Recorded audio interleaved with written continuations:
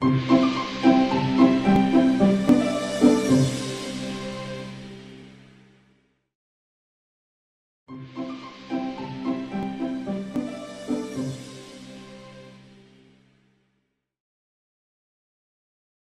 is Monday morning.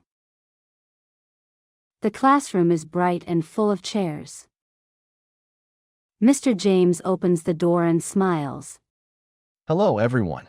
Welcome to the English Club. I am Mr. James. I am your teacher. The students look around. They are nervous but excited. Anna stands up. Hello, my name is Anna. I am from Brazil. I am 19 years old. Chen says, Hi. I'm Chen. I'm from China. I'm happy to be here. Ahmed waves. Good morning. My name is Ahmed.